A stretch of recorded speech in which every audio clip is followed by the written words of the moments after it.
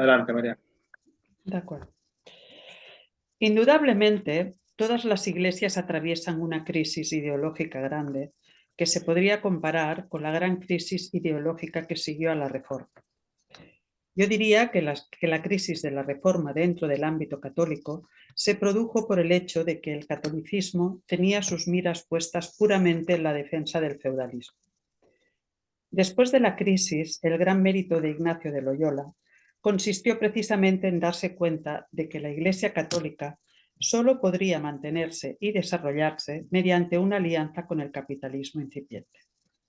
Bueno, Pero, yo pienso que el capitalismo es del siglo XVIII y pienso que a lo mejor es una tesis muy procatólica. Pienso que para feudal, la alianza entre Lutero y los señores feudales alemanes, pues los príncipes alemanes, ¿no? O sea, nos acordamos, Yo ¿no?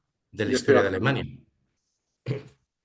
Creo que debería decir la modernidad o utilizar La, alguna mo- otra la expresión, modernidad.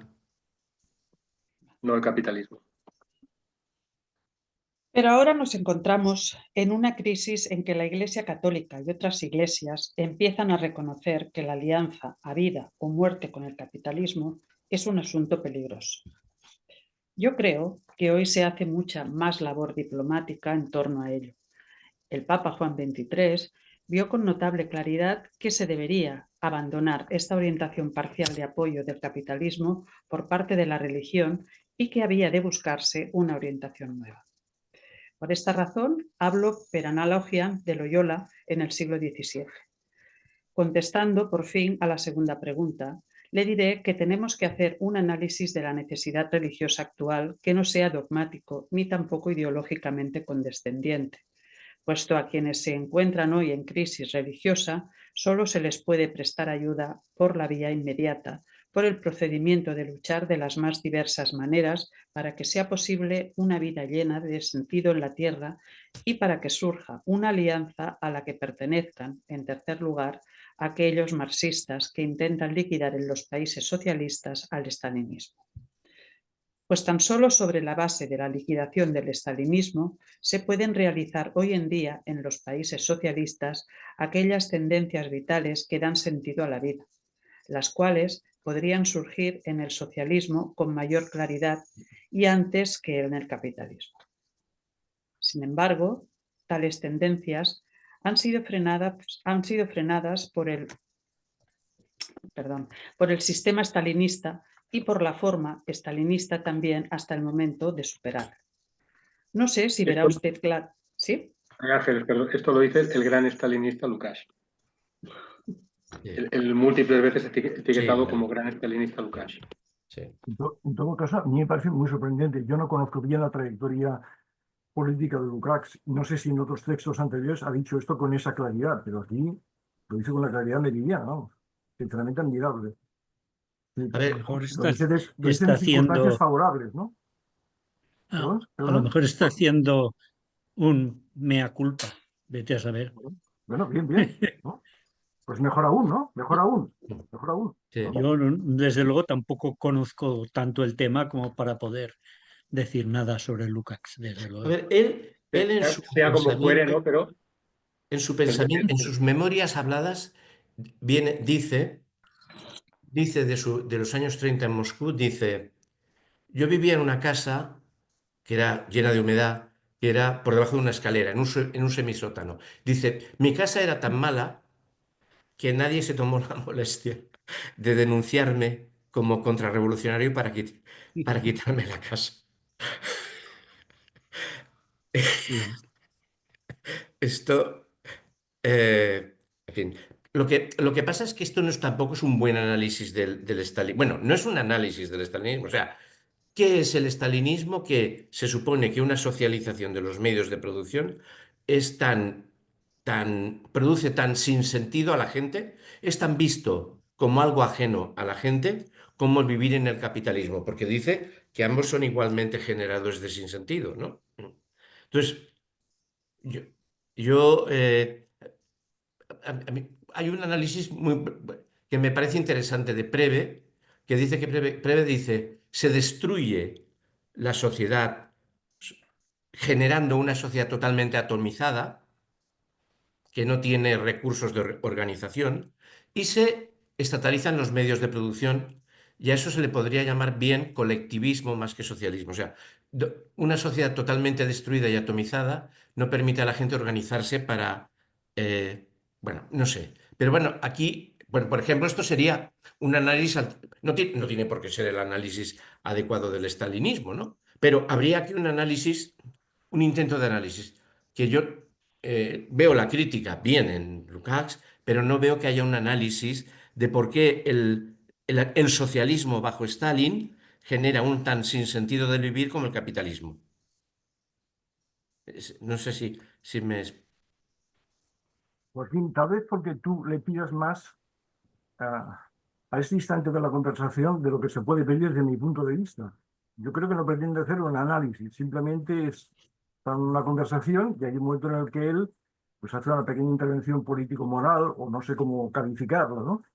Y a mí, sinceramente, como lector, me sorprende la claridad con la que lo dice, ¿no?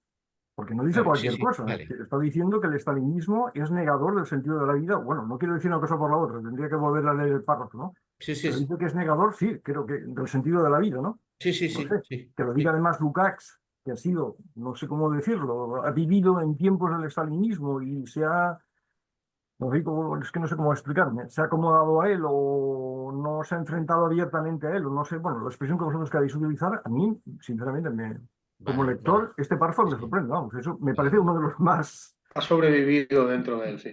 Sobrevivido. Sí, sí. Sí, sí, sí. Dice no solo critica la forma no solo critica el estalinismo, sino la forma estalinista de intentar superarlo. Sí, sí. Esa es una cosa muy importante. Criticando la aparente superación o el aparente rendimiento de cuentas que se produce después de la muerte de Stalin. Caracteriza como estalinista también la forma de intentar superar el Sí, sí, stalinismo. sí, sí. También hasta el momento de superarlo, sí, sí, sí, es verdad. Pero incluso la forma que escoge, ¿no? Es decir, no, el estalinismo es un método de represión, no, es que hablar, digamos, de algo que quita sentido a la vida, ¿no? Un sistema que quita sentido a la vida, incluso esa forma, esas palabras que utiliza, yo no sé las palabras alemanas que utilizo, ¿no? Y no sé si la traducción es exacta o no, porque Joaquín, con mucho criterio, nos ha advertido de que la traducción no es ninguna maravilla, ¿no? No Que tengo tal vez ningún pueda haber problema. ahí pequeñas erratas, ¿no? O errores, o como queramos decirlo. Pero en todo caso, suponiendo que eso esté bien traducido, a mí me parece que es un párrafo a remarcar, ¿no? Es cierto, es Como cierto. si fuese un titular, no sé cómo decirlo, ¿no? A mí me llama con todo más la atención la última frase del párrafo. Vamos a verlo. Sin embargo, vale. No sé si verá usted claro que aquí actúan conjuntamente de manera muy complicada diversas potencias y que de momento caemos en ilusiones al esperar de la lucha contra la manipulación cualesquiera de resultados espectaculares. Lo principal sería, por ahora, adquirir una absoluta claridad teórica sobre el significado actual del marxismo y sobre lo que éste puede dar de sí. Y sobre lo que éste pueda dar Puede de dar de sí. ser. Esto es un balance. Él hablaba luego de hay que hacer renacer el marxismo. Esto, ahí queda eso, ¿no?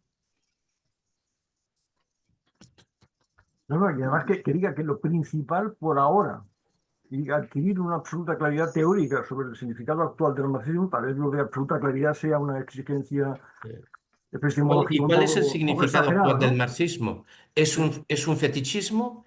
¿Es un ideologismo que justifica cosas? Y el balance. ¿Y qué puede dar el marxismo de sí? Esta doble frase, Sí, sí, unidad, sí, sí, estoy de acuerdo, sí, sí. Kofler. En su prolija y polifacética exposición me han sorprendido especialmente 3 puntos. Sin embargo, desearía someter a discusión solo uno de los problemas, sin que por ello haya de renunciar a señalar la existencia al menos de los otros 2. La derivación que podríamos llamar teórico-cognitiva y antropológica que usted hace de la religión tendría que ser confrontada con la determinación marxista de la religión como suspiro de la criatura acosada. Me he fijado en que tanto el tono primero como en el segundo de la estética habla usted muy a fondo del problema de la religión, pero sin mostrar en realidad esa relación. Sin embargo, no creo que debamos discutir este punto. Me gustaría señalar aún que, por extraño que parezca, la maquinoclastia por usted mencionada de mujeres y muchachas es tolerada, desgana, fomentada, incluso, y yo quisiera saber por qué. De ahí la sospecha de que si se tolera esta forma, esta rebelión contra los tabúes tradicionales, ello quizá pueda asegurar en otra vertiente, dentro de esta dialéctica extrañamente enrevesada, justamente la tendencia de la integración. Esto es Luca, anterior a 1968, ¿eh? sí. Esto es el 66. No, y sinceramente, a mí también me sorprende que el entrevistador, porque Kofler es el entrevistador, no le pregunte sobre eso que acaba de decir. A mí me parece sorprendente, sinceramente, porque si yo hubiera sido el entrevistador lo hubiera machacado durante media hora sobre eso que acaba de decir, sinceramente.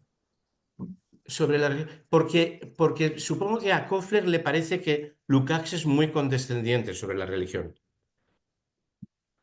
Porque leyendo la estética lo considera modos de civilización. Y a lo mejor a Kofler esto no lo sé, ¿eh? No lo sé. Bueno, claramente si Kofler decide hablar de ella en tanto que suspiro de la criatura acosada, está en otra línea que no acaba de entender o que no quiere ver lo que Lukács entiende por religión y por sentido de la religión.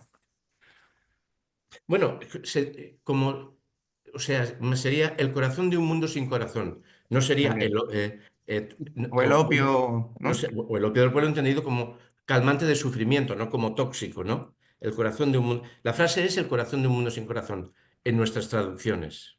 Pero sea como sea, utilizar al joven Marx para hablar de eso es entender la cuestión de una manera muy alejada de la forma como Lukács, desde su marxismo, la está Sí, trabajando ahora. sí, sí. Me sabe mal Lukács. ser pesado, pero en una No, conferencia sí. de Saquistán de pocos años después, 1973, sobre la dialéctica de una autónoma, hace referencia a ese párrafo exactamente, en términos parecidos a ese. ¿En qué Es términos una sería? curiosidad, nada más. No digo nada más. Aquí yo creo que en Lukács está, fijaos lo que ha dicho sobre el Juan 23, está planteando un territorio de alianzas, alianzas contra el capitalismo. Que abrir el campo de, bueno, lo que los italianos hicieron en un momento dado, ¿no? ¿Cómo se llama? El último gran secretario general, ¿no? El intento de pacto civilizatorio entre católicos y comunistas, ¿no? Berlinger. Berlinguer. Berlinguer, sí. Lukács. Verá, creo que en esto tiene usted mucha razón. Si comparamos en este sentido la sexualidad con la maquinoclastia, la comparación afecta a las últimas motivaciones humanas, pero no al movimiento en sí. La maquinoclastia no podía ser integrada en el capitalismo actual, pero no hay duda que estos movimientos confusos ideológicos pueden ser integrados perfectamente. Por citar un ejemplo interesante, le diré que si examina usted el famoso libro de Mannheim, verá que este autor se muestra extraordinariamente riguroso con respecto a la ideología y, sin embargo, manifiesta una debilidad indulgente, una comprensión benévola con respecto a la utopía. Y justamente porque entre estas dos cosas la praxis revolucionaria desaparece. Una utopía, en cuanto tal, se puede integrar perfectamente, como usted dice. Aquella oposición cuyas metas sean tan ambiciosas que su consecución se haga imposible desde un principio podrá ser integrada perfectamente por un capitalismo como el actual. Yo sé muy bien por qué ciertas cosas son aceptables y ciertas otras inaceptables. Cuando Ernst Bloch, por ejemplo, por citar a un filósofo serio, dice que con el socialismo se ha de transformar también la naturaleza, nadie puede objetarle nada. Y Tenemos así aquí el tema de la naturaleza, ¿eh? Sí, empieza ahora. Capacidad hasta de transformar la naturaleza.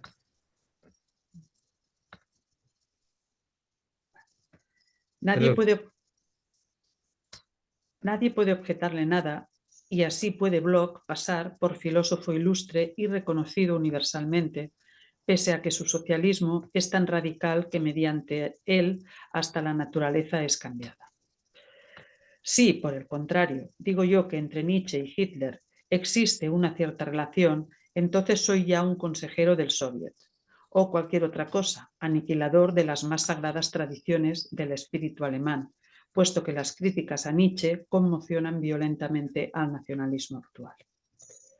Sabrá usted disculpar que me haya servido de un ejemplo personal, pero este sirve para demostrar justamente, y ello es de la mayor importancia para el ulterior desarrollo de la lucha contra la manipulación, que de cuando en cuando se pueden reconocer como factores interesantes cosas extraordinariamente radicales, mientras que cosas muy sencillas y que suenan aprosaicas son tildadas, como diríamos, de taimadas o dogmáticas o anticuadas o no sé qué.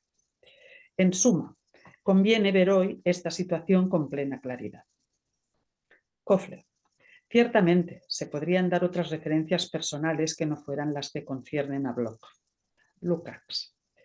Permítame que le diga que si he mencionado a Bloch ha sido porque lo considero el mejor de los hombres. En otros casos se podrían entresacar cosas muchísimo más recias. La probidad de Bloch es algo que nadie pone en duda, ni tampoco su talento. Y casi me atrevería a decir que aún en Bloch se acepta porque en el caso de otros la aceptación es desproporcionadamente mayor. Es bonito, ¿no? El elogio que hace Bloch es muy A Bloch, bonito. sí. Es muy bonito. Koffler. Existen, sin embargo, escuelas que producen en gran cantidad jóvenes airados de aquellos que, como usted dijo, no quieren ir a combatir al Vietnam, pero que, sin embargo, adoptan en su ira una actitud semi-revolucionaria y de un noble anticapitalismo, aunque al mismo tiempo también medio resignada. Hablando claramente, esta es la actitud que domina en Frankfurt. Esto desemboca en un problema diferente que es a la vez el problema de los escritos de usted. A saber, el problema no solo de los jóvenes airados, ni de aquellos que, pese a su crítica, acaban adaptándose de alguna manera, sino en el de los modelos positivos.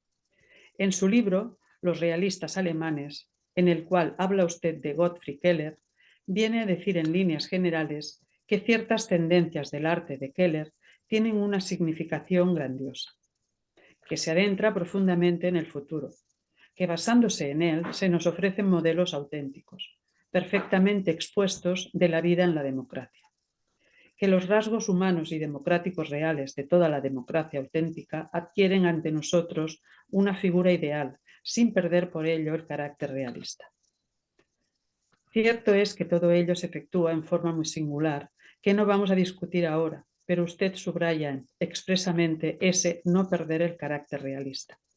Así pues, se trata aquí de verdaderos modelos, punto sobre el que me complazco en insistir especialmente. Sin perder el carácter realista quiere denotar, sin incurrir en una utopía abstrusa. Mas, ¿no quiere decir a la par que se han de encontrar por fuerza también en nuestra vida actual tales figuras que incorporan una democracia realmente humana? Pero por otra parte, ¿se los podrá localizar en esta vida totalmente deformada y fetichista que caracteriza a nuestro tiempo? Y sí, francamente, en cierta medida. Permítame. Perdón, Ángel, ¿alguien conoce la obra de Keller? Yo no la conozco. No.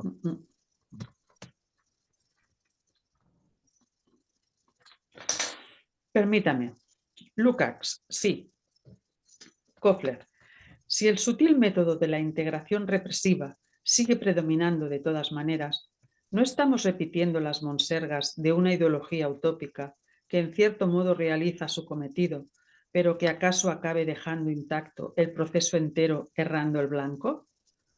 Quisiera dejar bien señalado que esta no es mi opinión. Son todas ellas preguntas que traje para planteárselas a usted. Lukács. Yo diría que la formación de una minoría consciente es requisito previo a todo movimiento de masas. A mi entender, Lenin lo expresó muy correctamente en ¿qué hacer? Retorno al ejemplo de Esto hay que tenerlo, hay que recordarlo muy claramente cuando luego nos explique que el teórico es un think tank, como el que tiene Kennedy. O sea, el partido de vanguardia es un think tank como el que tiene Kennedy. O sea, esa es la traducción. O sea, aquí estamos en, bueno, como mínimo hay que tenerlo en cuenta, porque un think tank no es el quehacer.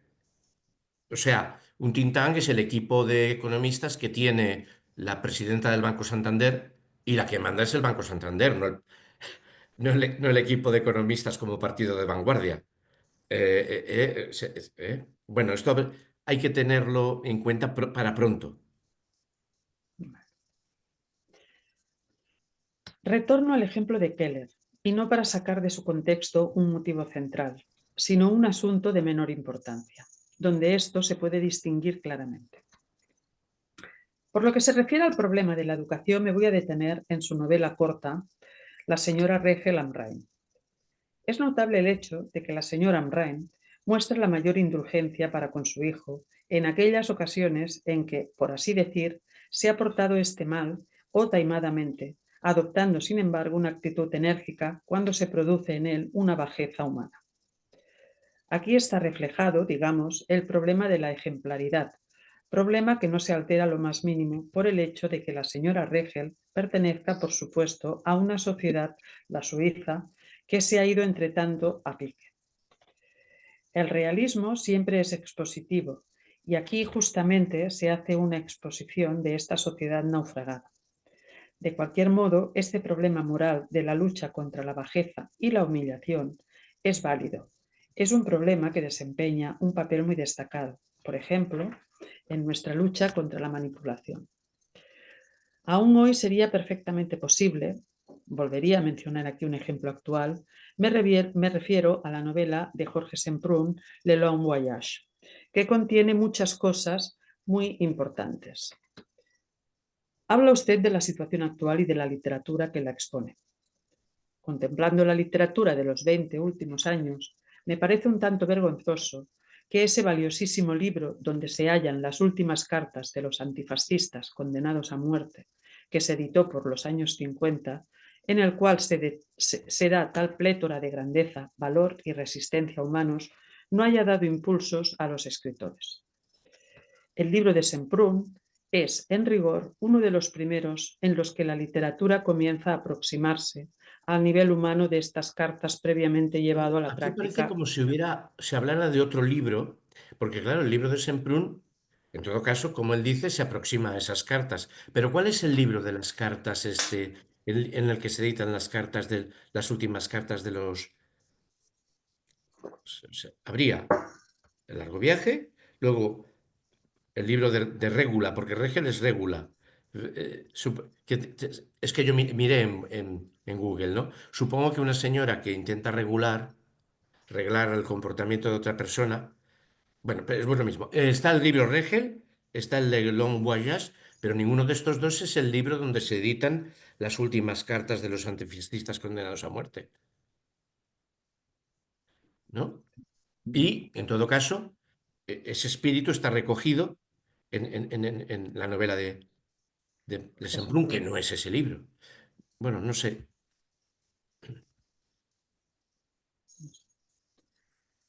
No digo que existan...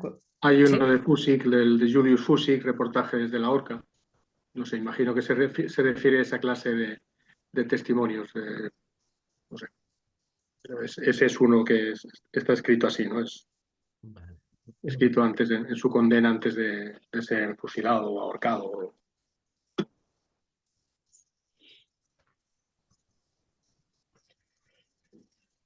No digo que no existan cosas similares.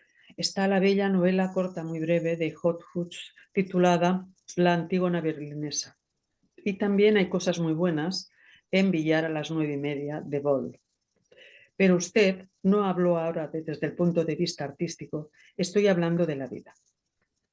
Esa vieja en la novela de Boll, a la que encierran en el manicomio y que al final, ciega de furor, termina disparando sobre el soldado, es un personaje que protesta auténticamente contra el fascismo, así como un gesto tendente a la liquidación interior de éste, en contradicción con la vida que discurre en Alemania.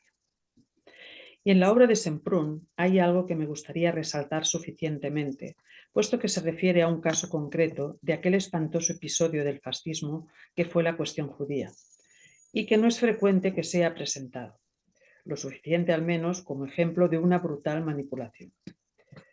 De cualquier modo, considero errado el que exista hoy en Alemania la tendencia a dejar reducido el problema de la superación del fascismo al aspecto de la cuestión judía.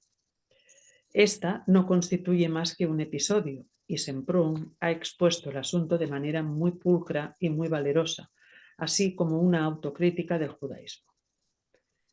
En su novela aparece un judío alemán comunista que llega a Francia, lucha allí al lado de los partisanos y muere como partisano. Y Semprún le hace decir: no quiero morir de una muerte judía. La muerte judía consistía en que cientos de miles fueran arrojados a las cámaras de gas sin que hicieran el menor intento de resistencia.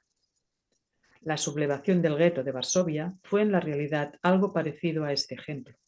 Quiero decir que si contrasta usted la realidad con la literatura, incluso en lo que atañe al judaísmo, ocurre que este partisano judío y comunista caído en Francia es el primero que literalmente se halla a la altura vital de la sublevación de Varsovia. No sé si se da usted cuenta de lo que quiero decir con esto y de que nos hallamos aquí ante una magna tarea de la literatura. Hay, por ejemplo, otro terreno en el cual he señalado esto.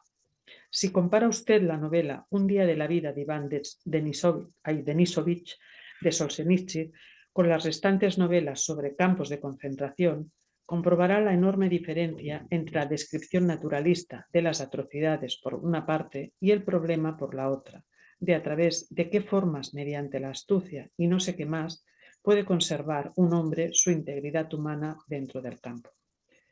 En tal aspecto, esta novela de Solzhenitsyn constituye algo nuevo y verdaderamente sobrecogedor. Es en este terreno donde la literatura podría hacer una aportación extraordinaria a la lucha contra la manipulación. A saber, no capitulando literariamente ante la manipulación, no considerándola como destino. He citado deliberadamente ejemplos concretos para demostrar que existe en la literatura la posibilidad de configurar esta rebelión real que encuentra usted en las cartas últimas de los antifascistas condenados a muerte, bien con los medios y los acontecimientos actuales, bien reconsiderando ciertos acontecimientos anteriores, y la posibilidad de configurarla, por así decir, de una manera ejemplar en lo que respecta a la conducta de los hombres de hoy contra la manipulación. Está fuera de dudas la existencia de una tal literatura. Tiene usted, por ejemplo, la gran novela del americano William Styron titulada Y prendió fuego a esta casa, donde en forma de una gran tragedia a la manera dostoyevskiana se comprendía la manipulación vigente. Por un lado, nos muestra cómo el rico es convertido indefectiblemente en tirano manipulador y el pobre en víctima de una manipulación. Y tras haber expuesto esto, describe en un asesinato que se comete al final como protesta personal la rebelión del pobre contra el estado de manipulación. Y resulta muy interesante en este sentido que el asesino pueda evitar las consecuencias penales del homicidio a causa de una serie de circunstancias afortunadas, llevando después una vida satisfecha y contenta.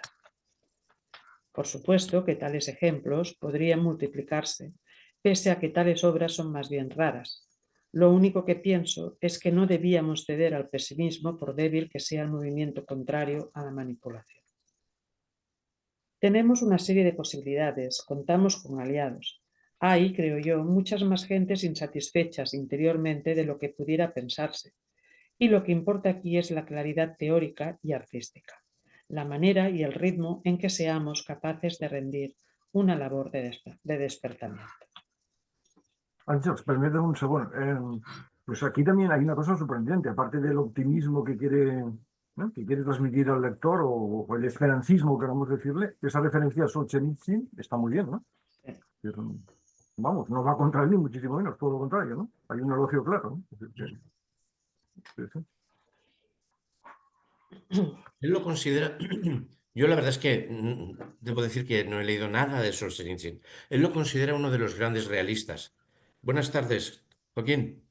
Él lo Hola. considera uno de los grandes realistas. Yo ya digo, no he leído nada de Solzhenitsyn. No, Y él, pero sí, sí. teniendo en cuenta, digamos, los ataques que luego, Sí, no sé si en aquellos momentos, pero bueno, creo que fueron en aquellos momentos que se realizaron contra él, que Lukács en estos momentos abiertamente haga un elogio en los términos que lo hace de la obra de, bueno, concretamente de esta obra de Solzhenitsyn, bueno, yo creo que también es otro paso a tener en cuenta, ¿no? Otro factor a tener en cuenta, ¿no? Y la transmisión de esperancismo de todo el párrafo, pues 3/4 de lo mismo, ¿no? No sé, que muy bien, ¿no? Digámoslo así. Koffler. Su referencia al pacto ante la manipulación me recuerda el pasaje de su análisis sobre Thomas Mann en relación con Rath, donde habla usted de los héroes periféricos. Lukács, sí. Koffler, héroes periféricos o personajes periféricos, los cuales buscan en vano en las luchas una ruptura hacia el gran mundo. Sí. Consecuencia de ello es la deformación humana y en relación con el mundo actual, yo diría que de tipo sectario. En nuestro tiempo contamos con una enorme cantidad de personajes de este tipo, los cuales se esfuerzan extraordinariamente por lograr tal ruptura. Lukács, sí. Koffler, sin embargo, o se quedan estancados en sus ensueños. Lukács, sí. Koffler, interpretando erróneamente en un alarde de dogmatismo las transformaciones históricas y achacando así a los demás la traición. Lukács, sí. Koffler, o intentando a la inversa extraer de la situación vital burguesa y capitalista algo en su propio beneficio en el sentido de la vida humana, de la democratización humana. Lukács, sí. Koffler, para acabar claudicando y mostrar la misma deformación humana que sus presuntos antípodas. Lukács, sí. Koffler, se A plantea ahora mí la cuestión personalmente me parece pesadísima. que la alusión a las periferias es importante. Yo recuerdo un libro de Samir Amin que era un estudio sobre las formaciones sociales del capitalismo periférico, donde explicaba que las revoluciones se hacían no en el núcleo, no en el centro, sino en la periferia. Rusia con relación a Inglaterra, Alemania. De manera que yo concedería a las periferias, los grupos estos minoritarios, claro, pueden ser sospechosos de muchas cosas y efectivamente puede ser, pero le concedería cierta importancia al tema de las periferias. Los grupos estos minúsculos que se ha hecho alusión antes, que siempre hay una minoría que tiene que encabezar un proceso revolucionario, pero desde la periferia. Me parece a mí que habría que subrayar eso. Lo digo de pasada. Pero los presentaría como fracasos siempre, ¿no? ¿Aquí, Koffler? ¿O no? Bueno, sí, Koffler es un poco negativo porque no se fía mucho. Dice son planteamientos un poco deformantes, un poco dogmáticos, un poco demasiado utópicos y cosas así. Sin embargo, es ahí, desde la periferia, donde históricamente, ya digo, el libro este de Samir Amin lo explica cuidadosamente, que las formaciones sociales del capitalismo periférico son las que han llevado adelante esto, una revolución. Y Yo creo que es entonces, al revés, claro, ahí Ricardo. Creo que es al revés. Creo que está citando ahora Koffler a Lukács y que es Lukács quien en este análisis sobre Thomas Mann se carga a esta figura del héroe periférico. Pero luego, un poco más adelante, Koffler dice que si no habrá un potencial, pese a todo, en este tipo de figuras o de momentos. Lo digo estando de acuerdo contigo, porque además, ¿qué somos nosotros sino una absoluta periferia? O sea, tenemos que hacer de tanto, necesidad virtud. tanto mejor si es verdad que está de acuerdo Lucas. Sí, pero, perdonad, cuando habla de héroes periféricos, creo que esa es la categoría, ¿él está hablando de qué? De luchadores de la periferia del sistema. Esos son los héroes periféricos. De ¿Se gente refiere a eso? marginal al sistema, Ah, que se automargina. Ya. que se agrupa solidariamente, pero al margen del sistema. Y en la historia ha habido muchos modelos de estos, desde el primitivo monacato, que era un intento de esto, y hasta los grupos ahora, algunos marginales, otros más acertados y otros menos acertados. También ha habido mucho idealismo, muchos equívocos en todo eso, pero de todas maneras hay que tener en cuenta que siempre ha salido de la periferia el núcleo de personas que han puesto en tela de juicio, que han, que han empezado a hacer algo que hacía pupa al sistema. Buscan las luchas una ruptura hacia el gran mundo. Vale, sí.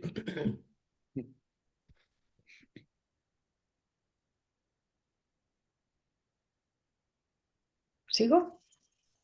Sí. Koffler. Se plantea ahora la cuestión de si no será el sectarismo fenómeno concomitante de una época de crisis en la que, pese a todo, algo se va haciendo.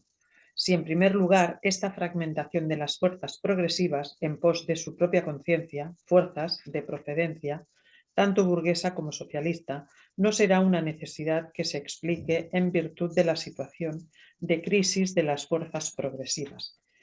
Y si, en segundo lugar, no estará provisto el sectarismo de la posibilidad de una eficacia histórica en el futuro, de manera que pueda acabar saliendo algo de él, lo cual se pudiera acaso llegar a comprobar incluso anticipadamente en una perspectiva histórico-teorética. Es así como me imagino yo el problema de los héroes o el de los personajes periféricos en la época actual. Lukács. Bueno, aquí él hace una valoración positiva para el momento actual como un fermento de futuro posible, ¿no?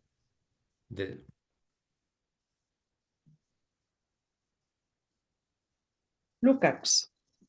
En la medida que no ha surgido un movimiento realmente importante, el valor de desarrollo de los mismos errores puede ser tanto más positivo. Hoy vemos con plena claridad que la concepción de Fourier de que el trabajo se transforma en una especie de juego era totalmente errada.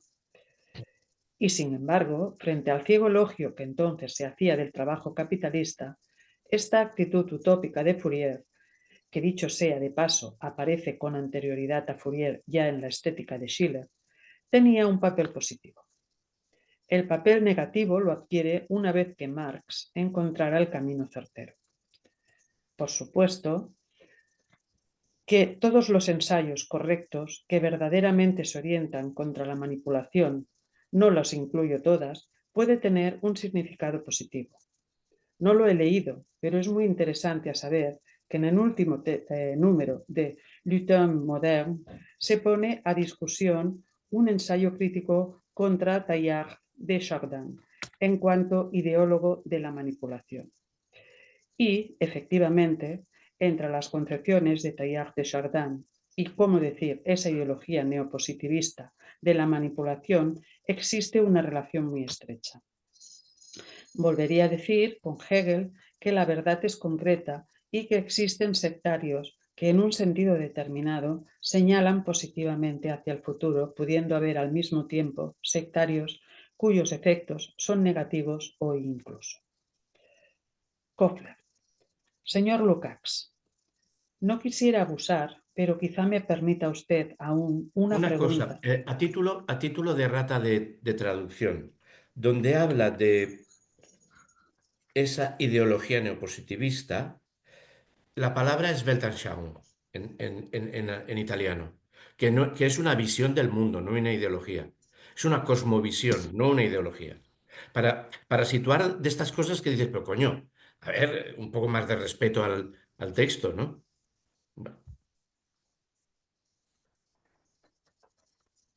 En todo caso, a mí me ha sorprendido, dejando aparte lo que comenta Joaquín, que yo no lo sabía, que esta, no sé cómo llamarle, esta identificación o coincidencia entre las posiciones de Teilhard de Chardin y esa ideología neopositivista, o posición del mundo neopositivista, pues Es muy son dudoso. sorprendentes. No sé. A mí me A ver, sorprende, sinceramente. yo de Teilhard de Chardin solo he leído un libro, es el del punto omega. Bueno, Sí, sí, yo también lo leía pero por... claro, eso positivismo no, No aparece, ¿no? no aparece. Yo he leído dos libros de Teilhard de Chardin, el fenómeno humano y el medio divino. El medio divino. Y la verdad es que yo lo leí hace bastante tiempo, pero no entendí, no los entendí. Y no los entendí en el sentido de que él pretende buscar una justificación científica a la cuestión de la fe religiosa. Y yo me parece que ese no es un camino adecuado. Me parece que además sería a lo mejor un buen arqueólogo, un buen científico a su nivel, pero que no. Y la realidad es que luego no ha tenido escuela tampoco. O sea que Teilhard de Chardin es un hombre mm, seguramente bien intencionado, pero que no le doy a la... y pues probablemente también un buen científico, pero no le doy mucho valor. Es Ah, ya digo que además me costó mucho entenderlo, ¿eh? Hay respecto a... foto de Telar de Chardin en Puente Viesgo, Mm. en las excavaciones de Puente Viesgo, eh, eh, cuando se hace el descubrimiento. Bueno, ahí hay fotos de los que estaban excavando, ¿no? Está también, pues claro, el príncipe, bueno, el que dirigía la asociación francesa de la Briñacense, entonces era el príncipe de Mónaco, que entonces era un príncipe ilustrado, digamos, ¿no? Están todas las fotos y ahí está Teilhard de Chardin y otros científicos en la Sin, excavación, ¿no? Se les sin ve. embargo, A decir verdad, están los científicos por un lado y los señores de boina y pico por otro. O sea, pero bueno, eso siempre ocurre. También en las excavaciones egipcias ocurre eso, ¿no? Eso siempre, siempre ha pasado.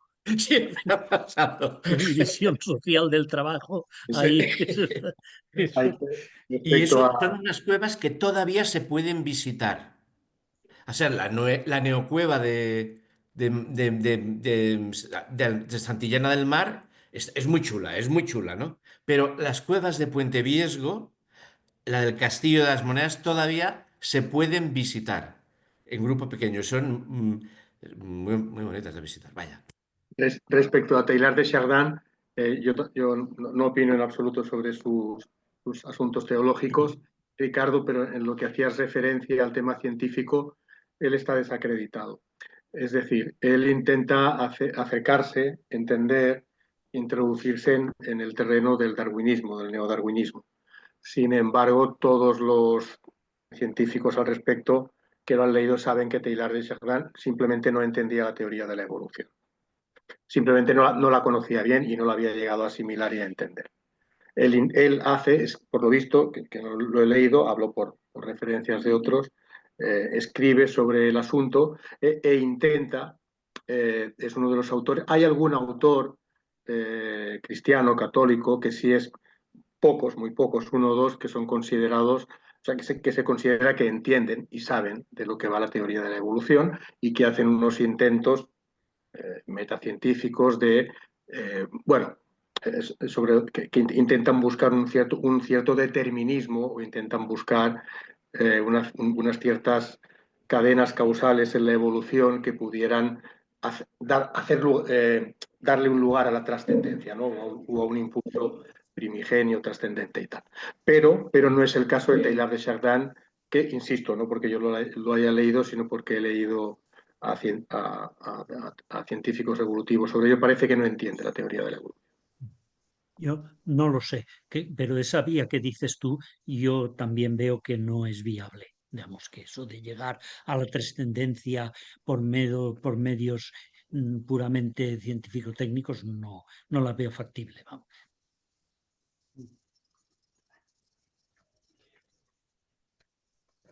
Kofler. Señor Lukács, no quisiera abusar, pero quizá me permita usted aún una pregunta asociada a un comentario crítico que dio mucho trabajo a un seminario por mí dirigido. En el primer volumen de su estética, en relación con la cuestión del reflejo, usted habla de una realidad unitaria. Aquí empieza el lío. Lukács, sí. Kofler, ayer ya se me insinuó esta cuestión. Pero ahora resulta el problema siguiente. En su libro Historia y conciencia de clase del año 1923, se señala a propósito de la filosofía clásica que ésta pone en relación la cognoscibilidad de la realidad con la producción de esta realidad. En su crítica de esta filosofía señala usted, con toda razón, que el problema de la cognoscibilidad de la realidad solo puede resolverse sobre la base de la noción de la praxis social. Si se prescinde de la noción de praxis, este problema permanece irresoluble. La pregunta que quería hacerle es la siguiente. Ambas nociones, es decir, la producción, tanto la teórico-cognoscitiva como la social, no están referidas a dos ámbitos diversos de la realidad, a saber, está el ámbito de la producción que podríamos llamar material y aquella al objeto de la ciencia natural y de la matemática. Su derivación, sin embargo, se puede interpretar en el sentido de que no existe ruptura ninguna, mas en realidad, ¿acaso podría comentarse acerca de esa relación que se está operando con dos conceptos de producción distintos? Yo creo que aquí empieza a plantearse ese problema que antes situaba, ¿no? O sea,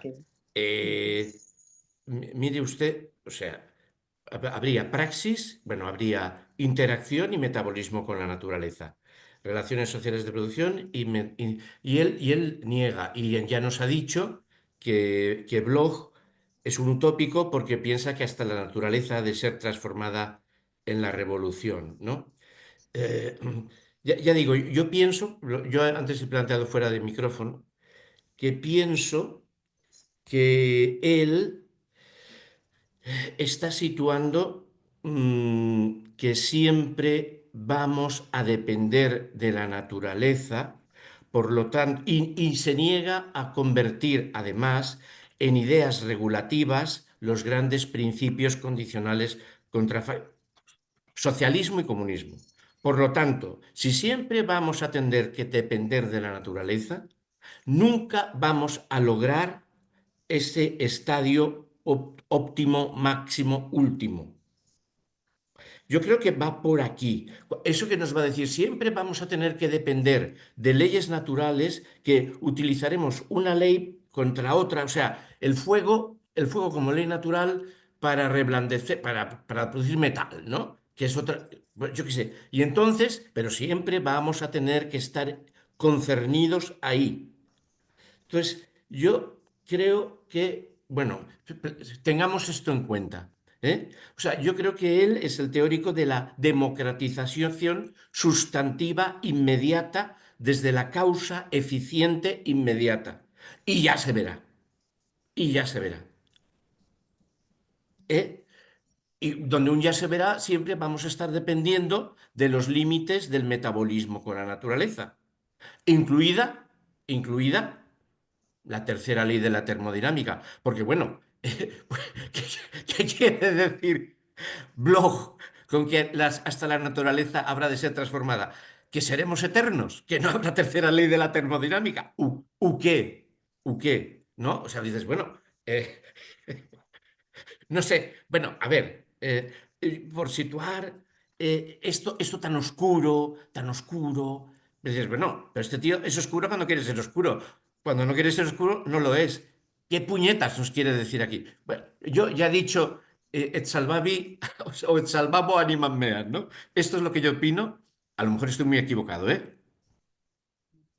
Yo en todo caso, la pregunta de Koffler, no hablo de Lukács, yo no la entiendo. La pregunta, que lo que le pregunta aquí Koffler es, si no leo mal, dice, la pregunta que quería hacerle es la siguiente. Ambas opciones, es decir, la producción que entre comillas, no sé por qué entre comillas, pero bueno, no entre comillas, tanto la teórico-cognoscitiva, me imagino que es la formulación de teorías, lo que está diciendo aquí, como la social, la producción en una determinada sociedad, no están referidas a dos ámbitos diversos de la realidad, a saber, por una parte, el ámbito de la producción, que podríamos llamar material, y luego aquella al objeto, no sé la relación, no entiendo bien la relación, de la ciencia natural y de la matemática, pero si lo plantea como cosas diversas, como si dijera que en el ámbito de la producción no hay presencia de ciencia natural. Y si nos situamos en los años 66, no es así. Y en la producción, claro que hay presencia de tecnociencia y por lo tanto de ciencia natural en la producción, ¿no? Entonces esa diversidad no acabo de captarla bien. Aparte que ponen en el mismo saco la ciencia natural y la matemática, ¿no? Y yo creo que se tendrían que diferenciar, ¿no? Y luego dice su derivación. ¿Pero derivación de qué? No sé qué quiere decir su derivación. ¿Ese sub a qué se refiere? Bueno, no sé. La pregunta y lo que viene a mí me parece un poco... No está clara para mí, sinceramente. Y tenemos el asunto de historia y conciencia de clase. En historia y conciencia de clase, la crítica que él hace dice, yo en historia y conciencia de clase pensaba que la superación de la enajenación era total porque no contaba con la naturaleza. Esa es y luego dice, y entonces, entonces en el prólogo ese que critica Historia y Conciencia de Clase, que es en el prólogo a Historia y Conciencia de Clase, el que entrega a Manuel Sacristán, dice, y eso me ocurre porque en aquellos momentos era un hegeliano. 10-12 líneas después dice, luego, estudiando a Hegel en el joven Hegel, me di cuenta de la importancia de la dialéctica de la naturaleza en el joven Hegel. Bueno, él es impávido, suele decir impávidamente, o sea, eso está a 30 líneas de diferencia en la autocrítica que él hace, ¿no? Bueno, y uno va al joven Hegel y se encuentra unos textos de cita de un libro. Bueno, yo los he leído en el libro, en la traducción de Ripalda de Filosofía de lo Real, de Hegel, en el que Hegel habla de la naturaleza como una dialéctica, como un metabolismo insurmontable, que diría un francés, irrebasable, ¿no? Entonces, o sea, aquí hay muchas cosas muy confusas, muy confusas. Yo no he sabido aclarar, si lo que yo no sabía, no he sabido, porque es claro, ¿dónde está la ciencia? ¿Dónde no? ¿Está diciendo praxis e interacción? ¿Se refieren a eso? No, yo qué sé. No, no. Si alguien tiene, no sé, alguna Y hipótesis dónde de queda también conjetura. el pensamiento cotidiano, ¿no? El pensamiento y la reflexión y la... O sea, a mí me parece que Koffler está repitiendo el mismo tipo de perspectiva cientificista sobre la realidad y sobre el pensamiento que ya se veía en la primera conversación. Y ahora Lukács va a volver a repetir también lo que habíamos visto en la primera conversación, porque todo esto acerca de la naturaleza ya lo había contado. No lo sé, a mí sí que es verdad que no se resuelve nada, pero yo diría que Koffler trata de apuntar hacia allí. ¿Qué es lo que, qué es lo que había dicho sobre la naturaleza en la primera conversación? Pues todo esto, hablo del azar, hablo de la necesidad de no dar por sentado que se podía lograr rápidamente un cambio acerca de las circunstancias. Quiero recordar, ¿eh? Sí, sí, sí, sí, Sí, sí. al azar. Ahora mismo tendría que mirarlo, pero eh, bueno, no lo sé. Vale, vale. Sí, yo tengo apuntado. En la página 99 repite lo de la página 30. Lo de la página 30. Sí, que lo dijo Gerard, fue un comentario que hizo Gerard. Esto en la página 99 lo vuelve a decir, Vale, vale, vale. identidad, no identidad, y no vuelve a repetirse. Sí. Yo creo que estamos ante eso, ¿eh? No piensen ustedes que la naturaleza se puede y que porque nosotros soñemos en la reconciliación absoluta, la naturaleza nos va a permitir nunca la reconciliación absoluta.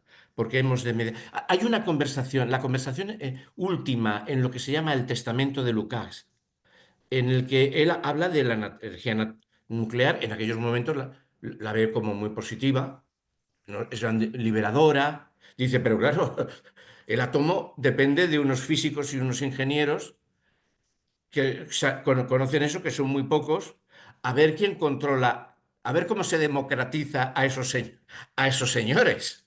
El saber, o sea, claro, es decir, la democratización sustantiva encuentra en su proceso de elementos de gente que tiene poder de conocimiento y el conocimiento es un poder. Esa es una... bueno, está editado en herramienta. Me parece que también está editado en Viejo Topo. pero esta última entrevista, que es muy divagante y de repente suelta alguna frase así o alguna cosa así, digamos, ¿no? Vale. Yo no sabía que Lukács se había apostado por la energía nuclear, sinceramente. Sí, sí. No, y la ve como algo positivo, ¿eh? O sea, bueno, claro, él se muere en 1970. Sí, claro, o sea, la ve como el gran chollo energético, ¿no? O sea, no Ya, ya. las centrales nucleares, ¿no? Chernobyl. Fukushima, sí, sí, sí. Vale, sigo. Lukács. Tal vez habría que empezar diciendo que, como probablemente usted sabe, considero a Historia y Conciencia de Clase como libro superado, de forma que esta derivación que se hace en él nada tiene que ver con los problemas desarrollados en la estética. Mas por lo que se refiere al significado de la unidad de la realidad y de la producción, ocurre que la realidad es unitaria en el sentido de que todos los fenómenos de la realidad, ya sean inorgánicos, orgánicos o sociales, se desarrollan en concatenaciones causales determinadas dentro de Esto es muy complejos. importante a mi juicio. O sea, yo aquí, a lo mejor estoy pensando, este tío está intentando colar de Matute como Diamat una cosa que no es Diamat, para congraciarse. Pero está diciendo que la unidad de la materia y que el ser humano al final está sometido a las propias leyes de la naturaleza y que no caigamos en la soberbia de autoimagen. Bueno, vamos a verlo. Con interacciones dentro de los complejos y con interacciones de estos complejos entre sí. Tal identidad existe. Ahora bien, yo creo, como ya intenté exponer antes en mi libro sobre Hegel, que una de las innovaciones más importantes que Hegel ha introducido en la dialéctica consiste en que la tesis fundamental de la dialéctica no es la unidad de los términos contrarios, sino aquello a que Hegel llama la identidad de la identidad y la no identidad. La verdad es que yo no, de las dos frases, lo uno y lo otro, no distingo. No sé lo que quiere decir. Lo que sí sé es que las dos unifican lo unificado o parten de una totalidad unificada, ¿no? Yo no sé más. Pero, a ver, que es cierto que Hegel habla de la unidad de la identidad y no identidad. Pero bueno, bueno, en fin. Y El joven Hegel es un libro magnífico, ¿eh? Es un libro magnífico. Un libro que cuando yo lo leí por primera vez pensé, estás mintiéndome, Lukács. Estás falsificando. Estás creando un Hegel socialista que eso es por tus narices. Y luego, claro, cuando leí el libro de la traducción de Ripalda de Filosofía de los Real, dije, hostia, pues es verdad. Estaba tirando y volví al libro del joven Hegel y allí estaba sacando las citas que yo no me había creído. O sea, esto es verdad. Es un gran libro, ¿eh? El joven Hegel y los problemas del capitalismo. Pero esto de la, perdonad esto de la, la afirmación de llama la identidad de la identidad y la no identidad, esto, sí, perdonad, a mí la cabeza me estalla. ¿Esto qué sentido tiene? ¿Qué significado tiene esta frase? Digamos que la sociedad humana también es naturaleza, pongamos, ¿no? Pongamos una cosa así. La sociedad humana, las relaciones sociales humanas, que nos las imaginamos como las que pulverizan las fuerzas, que generan fuerzas productivas y domeñan la naturaleza, a lo mejor también son naturaleza, ¿no? No sé, eso es una hipótesis, ¿sí? O sea, y puede uno decir, pero qué ganas de ponerle bonito y justificar a la frase. Es cierto, porque vaya manera de aclarar, ¿no? Pero bueno. Joaquín podría Yo, escribir algo acerca ¿Eh? de que tú, Joaquín, podrías escribir algo acerca del sentido de esta idea de Hegel de identidad. la identidad y la no identidad, que es paradójica, pero que no es una estupidez. No, claro, claro. A Y ver, que tiene sentido que Lukács la considere tan importante en medio de esta reflexión suya por, por animar un movimiento que se tiene que ir encontrando a sí mismo, que es tentativo, que no puede aspirar a una ruptura inmediata con el mundo, porque además puede ser fácilmente integrada, etcétera, etcétera. No sé, a mí también me parece fundamental. Si haces esa interpretación, que yo estoy de acuerdo, estamos en contra de las radicalidades. O sea, nada de...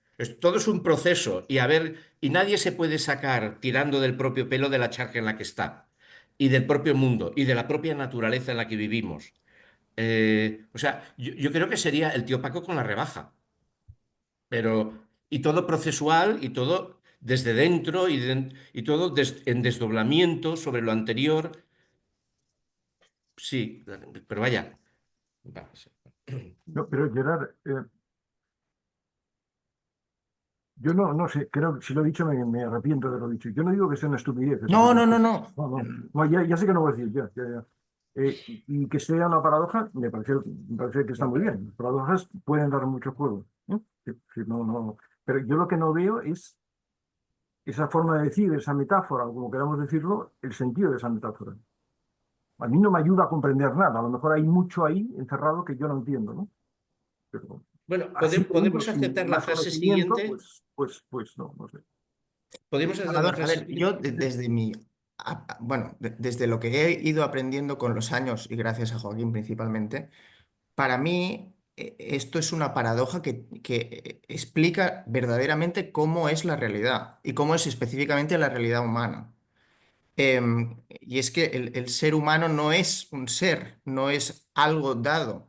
Es eso y es algo más, y es algo distinto. Es lo positivo y lo negativo al mismo tiempo. Es lo que está fijado y también la ausencia de fijación. En este sentido, pienso que tiene todo el sentido hablar de la identidad y la no identidad, porque todo esto forma parte de un todo unitario, en proceso, que decía Joaquín. Entonces es ¿Ves, la Gerard? paradoja creativa, ¿no? Ujú. Eh, Así lo entiendo yo. No, sí, cuando, La unidad de los contrarios, pues se podría entender quizás a la manera del yin y el yang, de una forma, ¿no? Con dos espacios separados y que pueden ser opuestos, pero en los que no entra la historicidad y no entra esa autotransformación de los momentos. Y esta visión de la identidad y la no identidad sí permite entenderlo mucho mejor, me parece. O sea, esto se opondría a la... Hay dos... Marx las confunde horrendamente, ¿eh? Cuando habla de la dialéctica, Marx dice que es tesis, antítesis, síntesis. O sea, dice negación y negación de la negación. Bueno, tesis, antítesis, síntesis es Fichte, que es Kant. Siempre el ser humano tiene la capacidad de poner utopía. Siempre el ser humano tiene la capacidad de regular teoría, de generar nueva teoría. La proyecta sobre el mundo y sale lo que sale. Y volvemos a poder poner teoría. O sea, siempre hay un trascendental intelectual kantiano, un trascendental kantiano, ¿no? La humanidad como un a priori no genéticamente histórico, sino natural, digamos. Yo qué sé, pues lo dejamos ahí. El ser humano como lo otro es, ya nosotros somos un ser histórico, ya nosotros somos el ser producto de la propia interacción con la naturaleza y o sea, somos un ser que deviene. No hay una ontología fija. Esto, esto, esto es Suárez. Esto es lo que hace que Suárez sea considerado un hereje. El historicismo es Suárez. El ser humano es un ser ya ontológicamente histórico. Esto. Este sería pero eso no y estaría, perdón la barbaridad, voy a decir una barbaridad filosófica, pero eso no es Heráclito, no es el Pantarrey, no es el todo fluye. sí, pero claro, Heráclito. llevado a decir que el pantarrey en concreto significa que nuestra naturaleza es ontológicamente deviniente, es el devenir. Pero eso se necesitan muchos bemoles, ¿no? Bueno, Es haber visto el mundo de la modernidad, es haber comprendido, es haber comprendido. Bueno, ujú. yo no... Suficientes elogios, y ¿no? Haber comprendido la grandeza de la cultura china, haber comprendido la grandeza de la cultura hindú en Goa por los informes escritos, haber comprendido la grandeza del incanato, y decir, pues todo es devenir humano, porque somos el ser que es causa libre, por la gracia de Dios.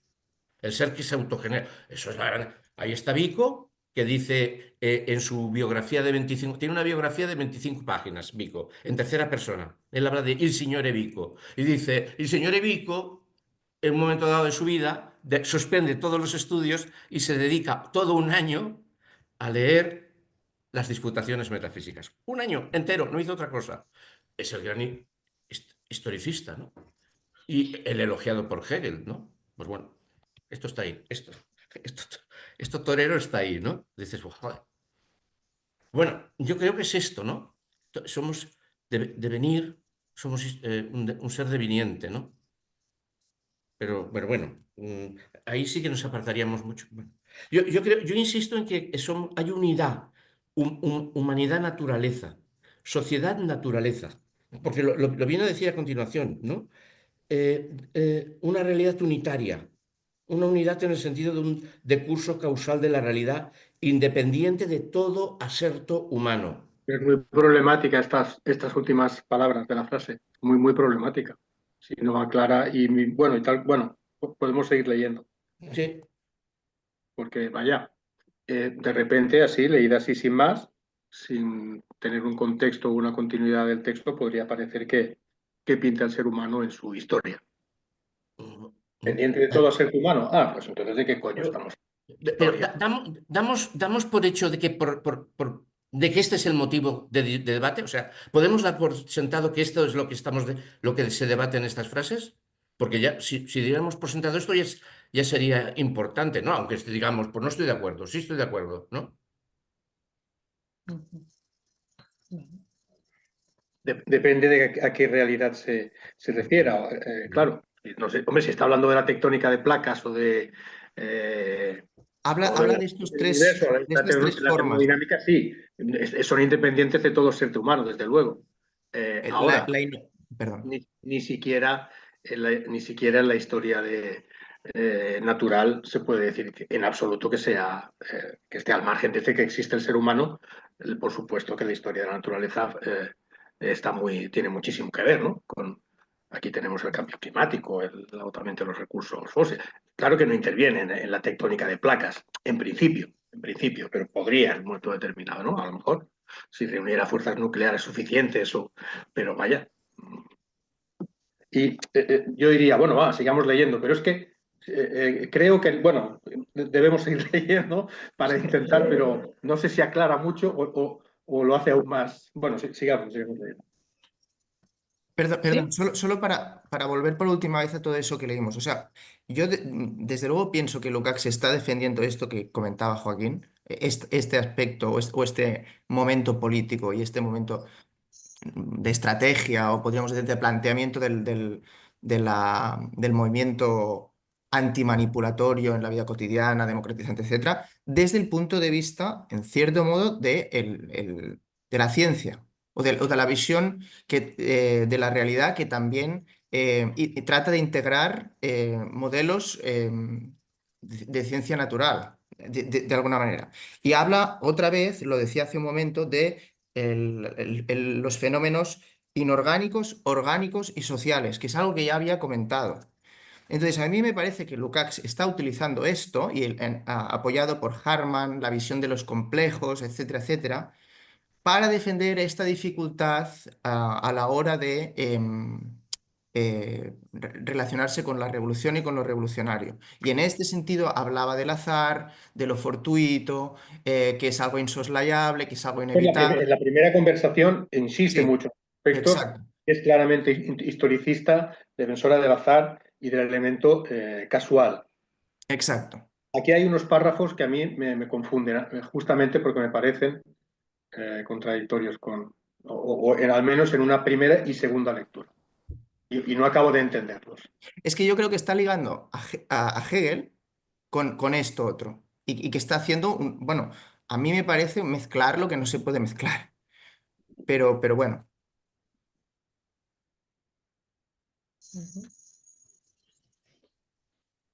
Yo, por mi parte, pienso que existe efectivamente una realidad unitaria, una identidad en el sentido de un decurso causal de la realidad.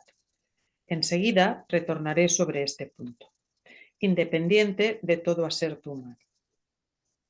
Se ha de considerar, por fin, que esta unidad se manifiesta en las tres formas distintas posibles de la realidad bajo formas diferentes. En el trabajo, por supuesto, la producción se da en el sentido de que el que está trabajando se fija una meta teleológica que piensa realizar. Se posibilita así que surja quizá algo enteramente nuevo. Y no hace falta adentrarse aquí en el terreno de la ciencia atómica. No existe en la naturaleza por nosotros conocida rueda alguna, pero los humanos llegaron a construir la rueda en un estadio relativamente temprano de su desarrollo, lo cual significa una nueva composición con respecto a la naturaleza. Pertenece a la esencia del aserto teleológico el lograr, mediante el conocimiento de las sucesiones causales, que estas sucesiones causales de la naturaleza se influyan entre sí en una combinación de otro tipo, en el lugar de que ello suceda sin mediar el aserto teleológico. Pero las interrelaciones causales existentes pueden ser tan solo conocidas y aplicadas, no modificadas. En sus escritos primeros dice Hegel muy acertadamente, a propósito del trabajo, que el hombre, con sus utensilios, deja que la naturaleza se elabore a sí misma. De modo que en este fabricar está contenida una identidad de la identidad y de la no identidad, en la medida en que, si bien la rueda es algo fabricado originalmente por el hombre, nada hay en la rueda que no corresponda a las sucesiones causales independientes del hombre que reinan en la naturaleza con toda exactitud. Y ese párrafo me parece... ¿Ese párrafo no es inconsistente? No lo sé. A mí me lo parece. ¿Por qué? Dice, de este modo, que en este fabricar está contenida una identidad de la identidad y de la no identidad. Dejando aparte esto que yo no capto bien, dice, la medida en que si bien la rueda es algo fabricado originalmente por el ser humano, ¿vale? Nada hay en la rueda que no corresponda a las sucesiones causales independientes del ser humano. Pero se acaba de admitir que la rueda es algo fabricado originalmente por el ser humano. En cambio dice, nada hay en la rueda que no corresponda a las sucesiones causales independientes del ser humano. Yo entendería la ley de la gravedad, quiero decirlo, por ejemplo. O sea, o... Yo lo que estoy, perdonad mi torpeza al leer, lo que creo que está diciendo al mismo tiempo es lo siguiente, desde mi punto de vista, y perdonad que hable un poco a lo bruto filosóficamente. En la medida en que si bien la rueda es algo fabricado originalmente por el ser humano, por lo tanto los seres humanos han fabricado la rueda, creo que eso lo leo bien, ¿vale?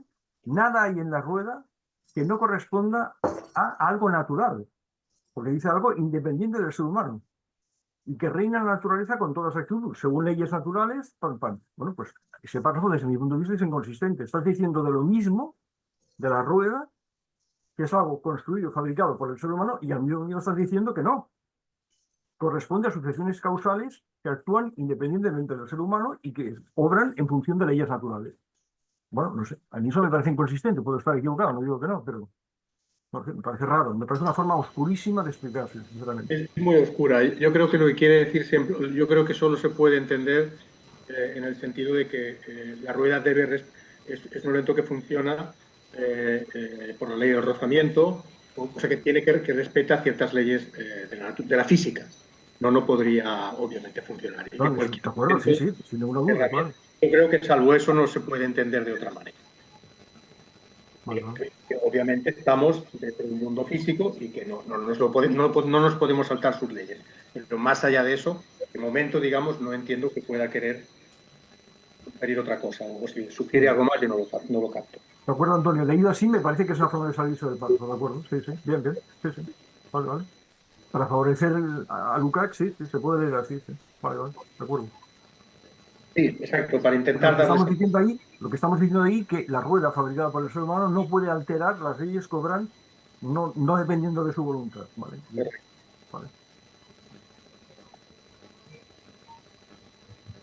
Pero admitamos también que se podría decir eso de una forma más sencilla, no sé cómo decirlo. Sí, ¿Eh? sí. ¿Sigo? El hombre no habría podido jamás crear una rueda si no hubiera reparado en ello de una forma determinada, de manera que este fabricar es un proceso complicado que no está en contradicción con la unidad de la realidad. Y al recurrir ahora a formas superiores a esta unidad en la realidad, me estoy refiriendo a algo de lo que hemos tratado anteriormente al hablar del problema religioso, a saber, que la naturaleza, tanto la orgánica como la inorgánica, discurre a tenor de la dialéctica que le es propia y se perfecciona con total independencia respecto a los asertos teleológicos de los seres humanos. Ocurre, así, que la constitución psicológica del hombre y hasta su destino psicológico, con un azar desde el punto de vista social,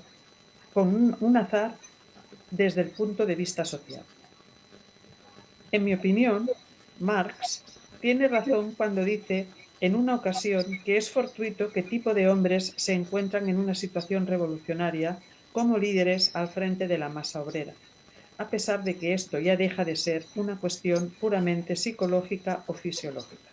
Bueno, perdón, ¿os acordáis que esta es una cita que no es tal?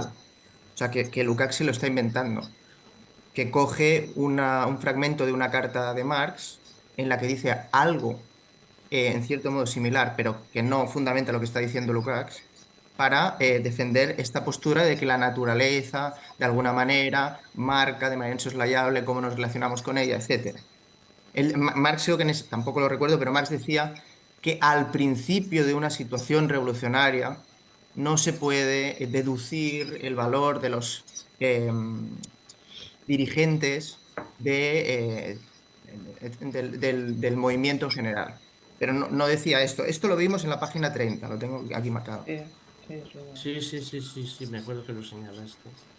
En todo caso, si me permitís, volviendo a lo anterior, también hay un párrafo sorprendente teniendo en cuenta que la conversación es del año 66. Y aquí dice que la naturaleza, tanto la orgánica como la inorgánica, discurre a tenor de la dialéctica que le es propia y se perfecciona con total independencia respecto a los asertos teleológicos de los seres humanos. Decir eso después de haber estallado las bombas atómicas, por no hablar de otro tipo de bombas, a mí me parece también sorprendente, sinceramente.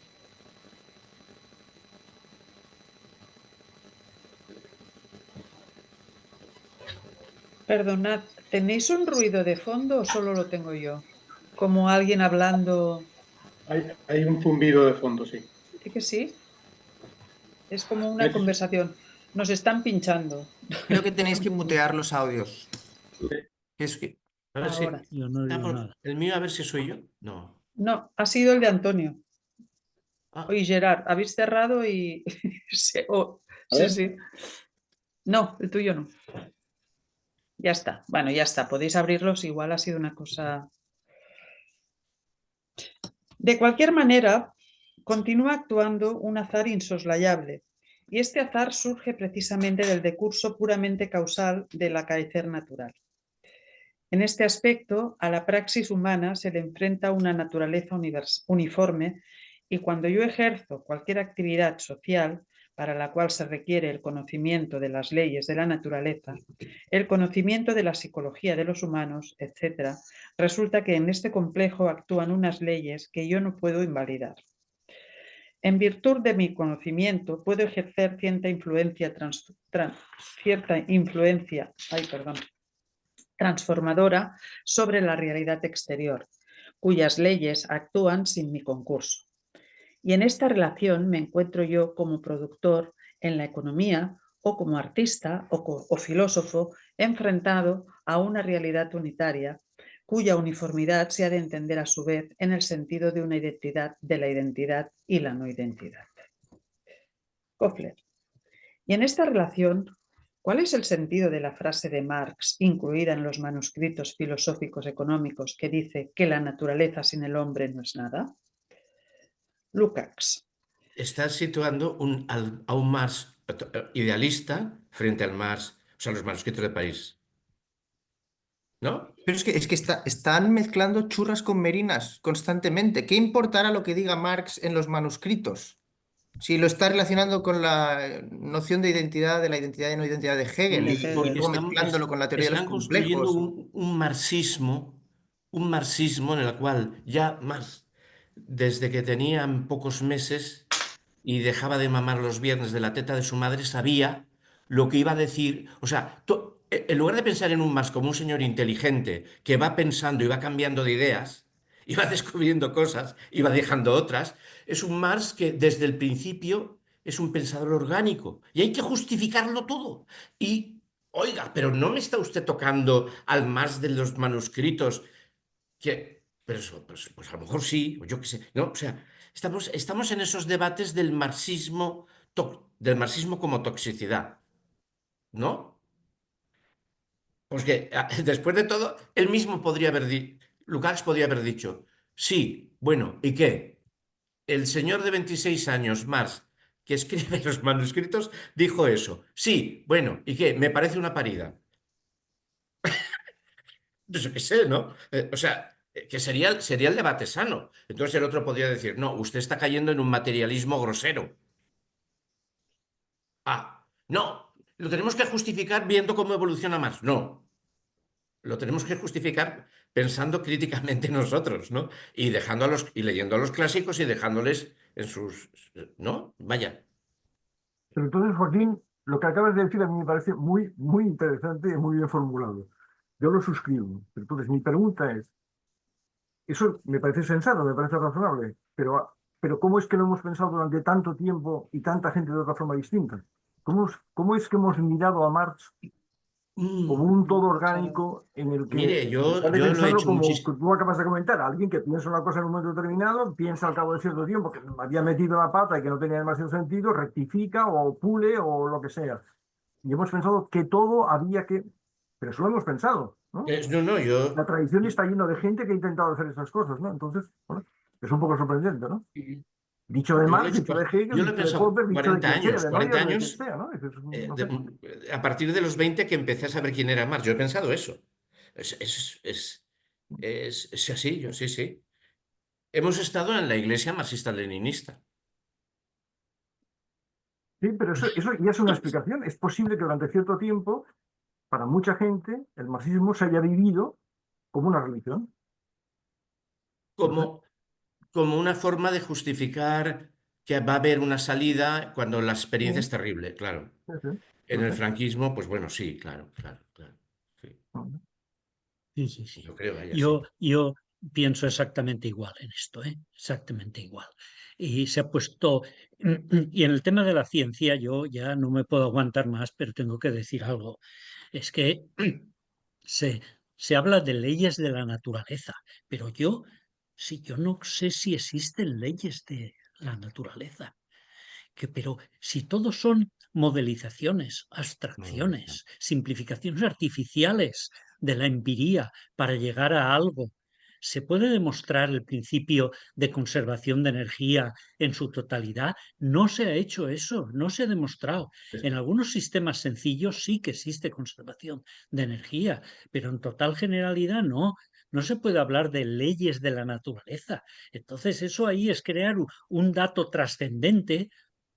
Los científicos son unos sentimentales, que decía Chesterton, porque lo único que hacen es introducir datos trascendentes en la ciencia.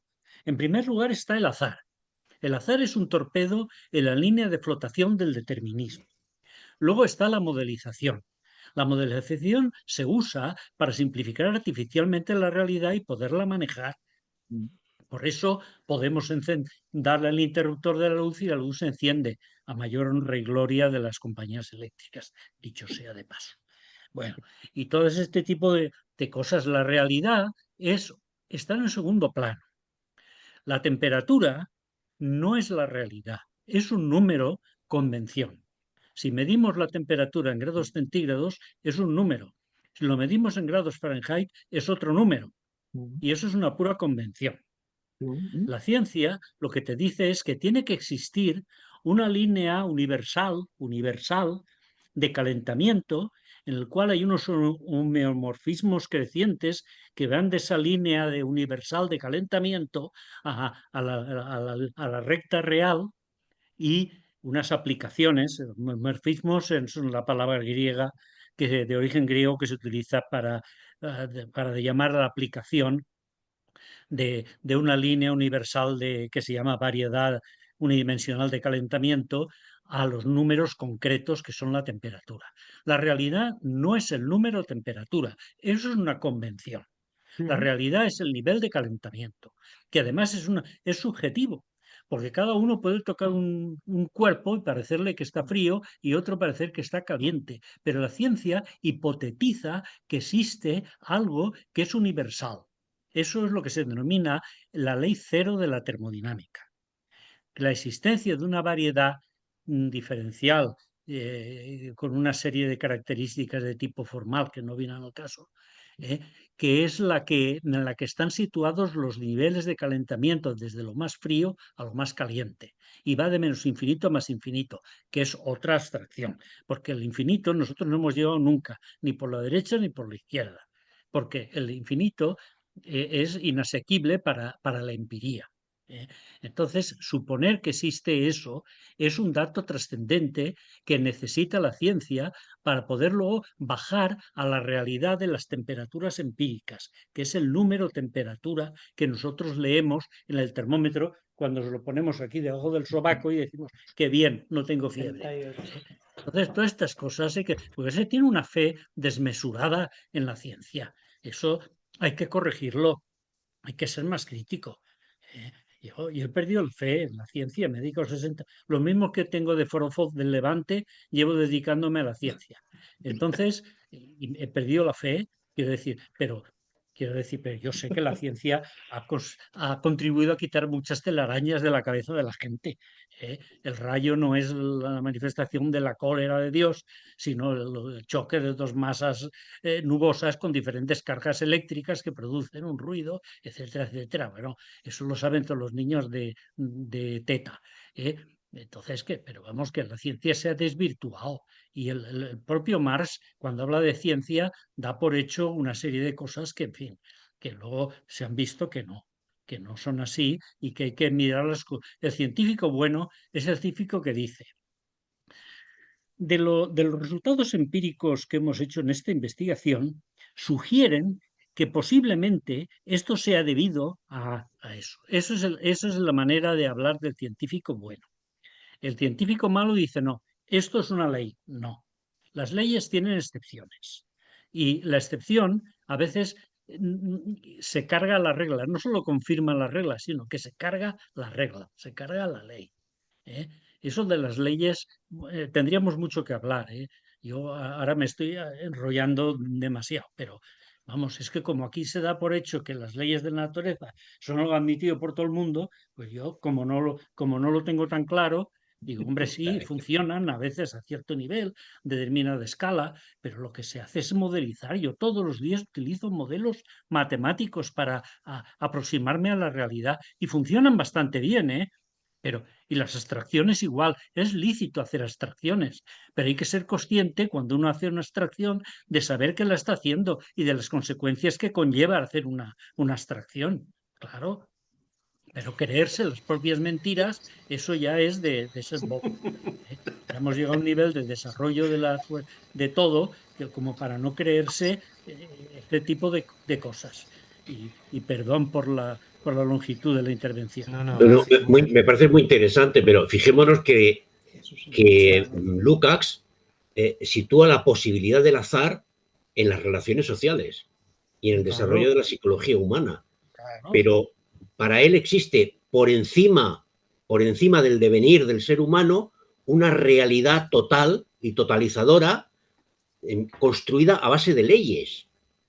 Es decir, es una concepción bastante carpetobetónica. Sí, es verdad.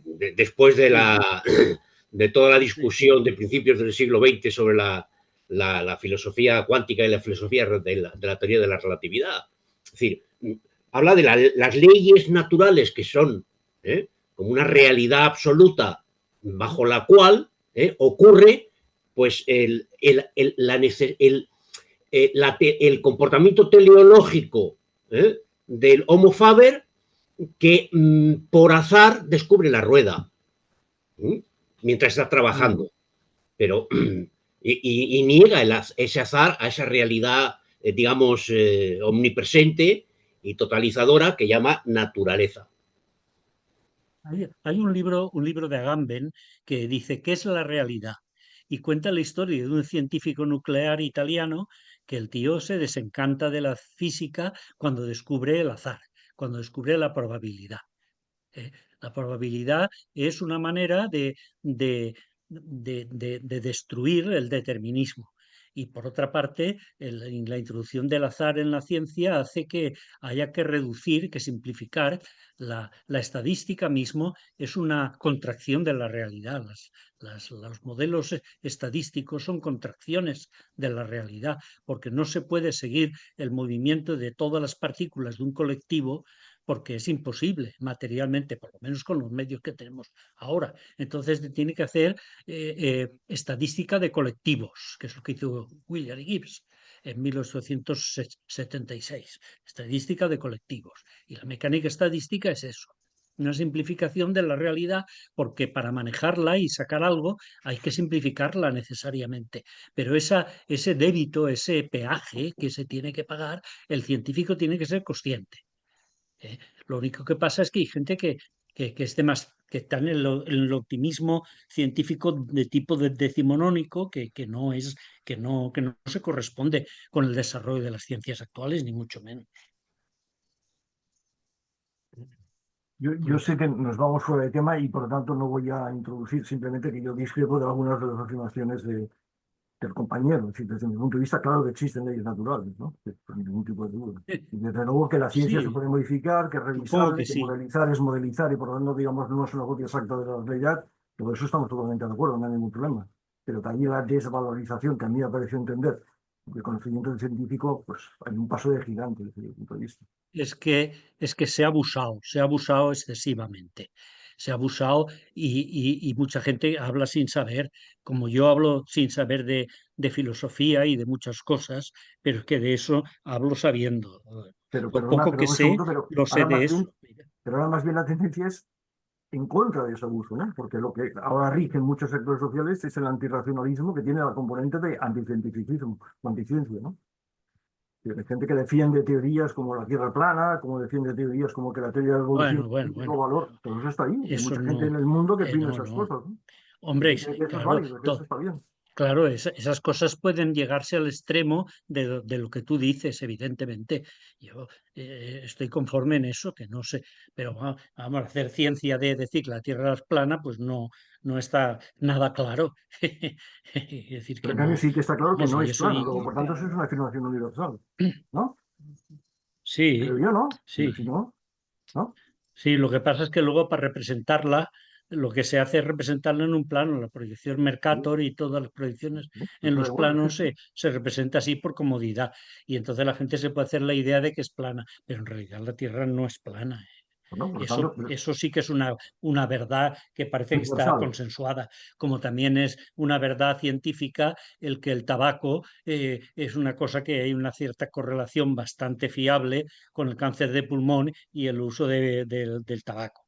Eso también está. Amianto, por ejemplo, pero todo eso es un saber científico, son valores universales. Hombre, claro, y son valores, hombre, claro. Lo que pasa es que no se ha desorbitado lo de la ciencia, se ha desorbitado, nada más. Yo lo único que quería abundar en eso, pero nada más.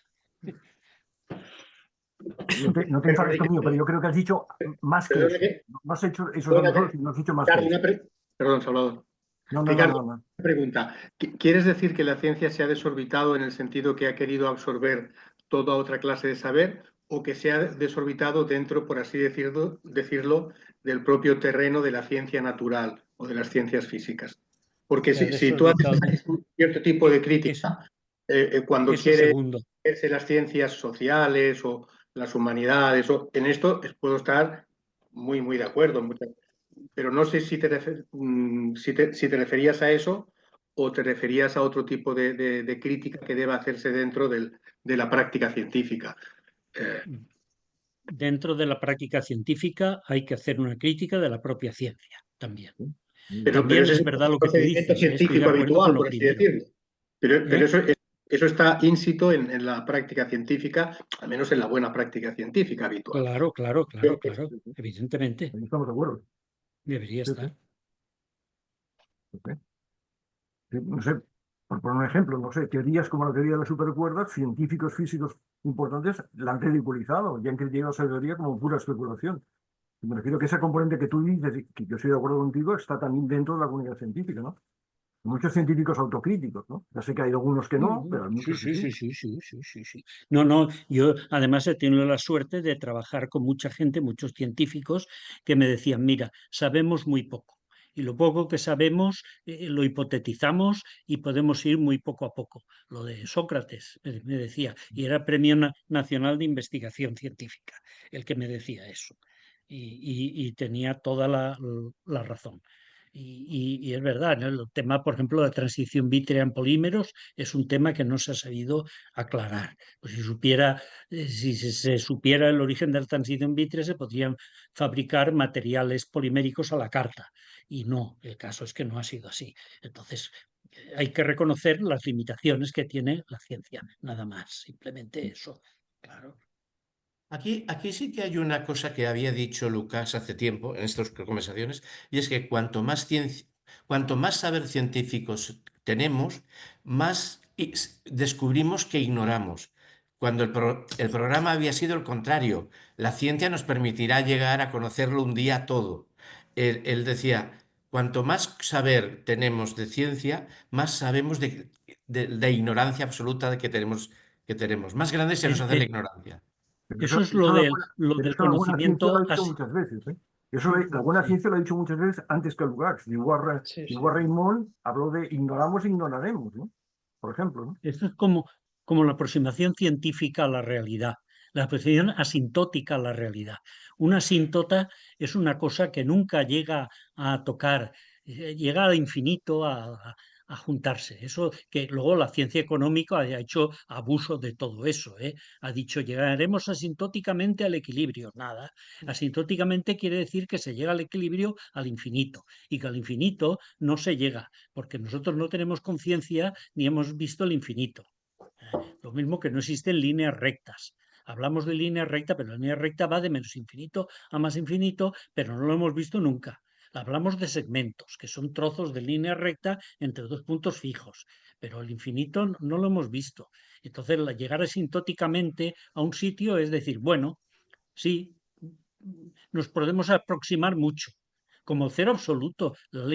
Tercera ley de la termodinámica que mencionabas antes es eso, llegar al cero absoluto no se ha llegado, se llega a unas centésimas de grado por encima del cero absoluto, el cero absoluto no se ha llegado, se llegaría de forma asintótica si es que se llega alguna vez, que no lo tengo claro, pero en fin, Bueno, y pero por no, ejemplo, no lo veo muy claro, vaya. que de aquí a 4.500 millones de años no queda Tierra y no queda sistema solar, parece una cosa aceptada por cualquier astrónomo hoy en día.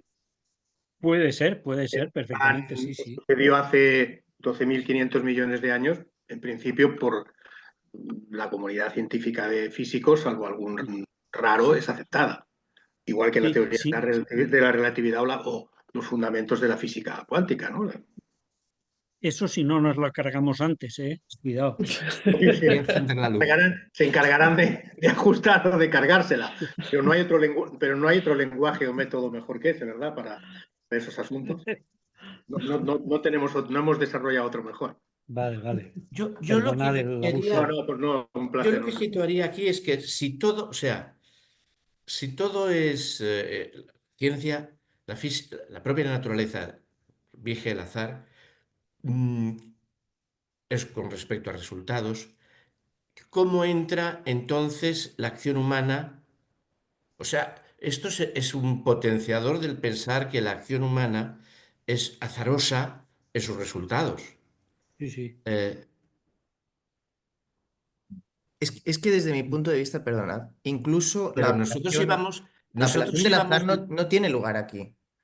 Porque ¿no? para mí, la manera como Lukács habla del azar también es espuria, en el sentido de que está utilizando un término, una noción, una idea que tiene sentido en general y en la naturaleza, pero que cuando se trata de las relaciones sociales, no es no es fundamental o no es lo que a nosotros, como marxistas, podríamos decir, nos tiene que interesar. Y no es lo que, por supuesto, a Marx le interesó, porque a Marx le interesa pues, cómo está funcionando el mundo y cómo se está desarrollando la lucha de clases en concreto.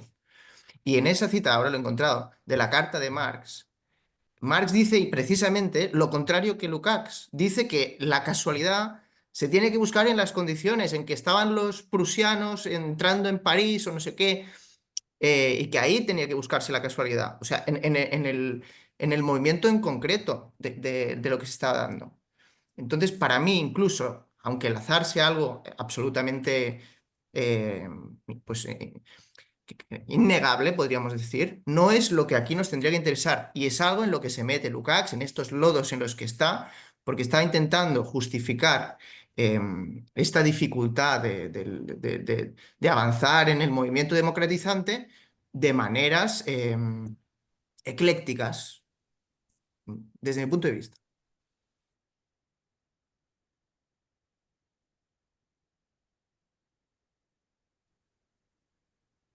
¿No? Ujú.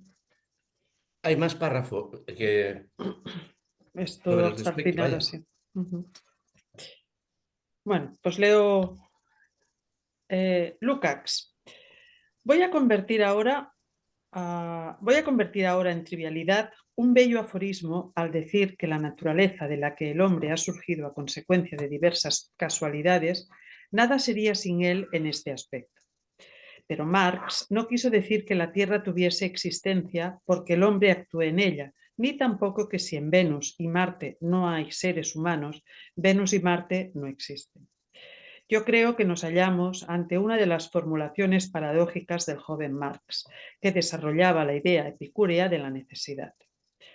Porque si los dioses viven en un intermundo, ello significa asimismo que tan solo en el marco de la praxis humana pueden los hombres producir un efecto revolucionario sobre la naturaleza y que por lo demás la naturaleza evoluciona en total independencia del hombre. Koffler.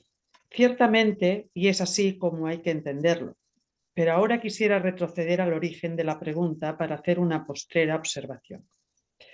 Hegel sitúa la producción... Perdón. Lo ha conseguido. Lukács ha puesto de acuerdo a Koffler con lo que está diciendo. O sea, lo ha logrado, dice el Koffler. Ciertamente, vale, estamos de acuerdo. Estamos de acuerdo.